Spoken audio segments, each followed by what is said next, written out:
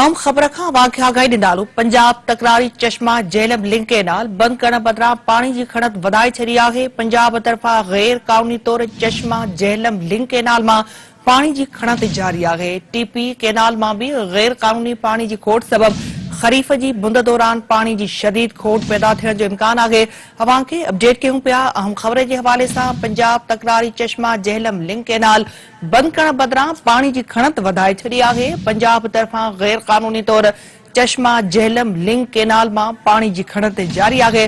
TP canal मां भी गैर कानूनी पानी की खोट सबब खरीफ की बुंद दौरान पानी की शदीद खोट पैदा थियण जो ख़दशो आहे। अवां खे अपडेट कयूं पिया अहम ख़बर के हवाले से।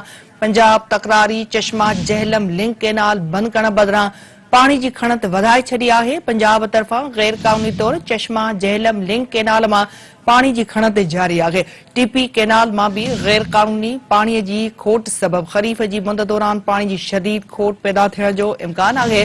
पंजाब तकरारी चश्मा झेलम लिंक केनाल बंद करण बदिरां पानी की खणत वधाए छॾी आहे। पंजाब तरफ़ां गैर कानूनी तौर चश्मा झेलम लिंक केनाल मां पानी की खणत जारी आहे। टीपी केनाल मां भी गैर कानूनी पानी की खोट सबब खरीफ की मुंद दौरान पानी की शदीद खोट पैदा थियण जो इम्कान आहे।